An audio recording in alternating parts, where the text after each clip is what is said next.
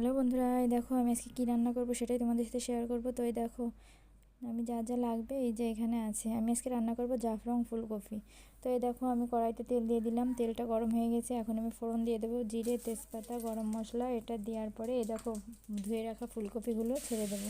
এবারে এই দেখো লবণ দিয়ে আস্তে আস্তে করে আমি লাল লাল করে ভাজবো। আসলে ফুলকপিটা একটু আস্তে আস্তে না ভাজলে পুড়ে যাবে, সেজন্য আমি অল্প আছে ধৈর্য ধরে আস্তে আস্তে ভাজতে হবে। তা আসলে রান্নার জিনিসটা একটা ধৈর্যের ব্যাপার, ধৈর্য না হলে কোনো কাজই হয় না ধৈর্য ছাড়া। তো এই দেখো আমি যদি ধৈর্য ধরে না করি, তাড়াহুড়ো করি, তাহলে পুড়ে গেলে জিনিসটা খেতে ভালো হবে না। সেজন্য আমার আস্তে আস্তে ফুলকপিগুলো ভাজতে হবে। আর ফুলকপি ভাজতে তো তোমরা সবাই জানো একটু সময় লাগে। তো যাই হোক, তোমরা আমার সাথে থাকো।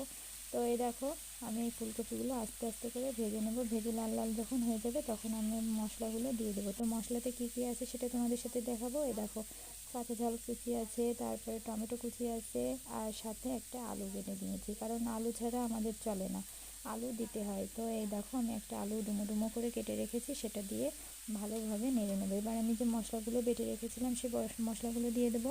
এই দেখো মশলাগুলোর ভিতরে আছে বাদাম বাটা, জিরে বাটা, আদা বাটা, কিশমিশ বাটা, আর সাথে 2 চামচ টক দই আর 2 চামচ চিনি। তো সব দিয়ে একত্রে আমি ভালোভাবে কষিয়ে নেব। যখন তেল ছেড়ে দেবে তখন আমি অল্প পরিমাণে জল দিয়ে দেবো। তো জলটা দেওয়ার পরে আমি কিছুক্ষণ ফুটে গেলে ভালোভাবে যখন তেল উপরে উঠে আসবে, ঘন হয়ে যাবে, তখন আমি যে জাফরানটা গুলে রেখেছিলাম সেই জাফরানটা হাফ চামচ দিয়ে দেবো। তো দেওয়ার পরে দেখো আমার জাফরান ফুলকপিটা দেখতে কেমন হয়েছে অবশ্যই কিন্তু তোমরা বলবে, কমেন্টে জানাবে। তো এই দেখো আমি দিয়ে দিলাম। দেওয়ার পরে দেখো দেখতে কত সুন্দর হয়েছে। দেখো আমার জাফরান ফুলকপিটা কেমন হয়েছে অবশ্যই বলবে, আর ভালো লাগলে আমার পাশে থাকবে।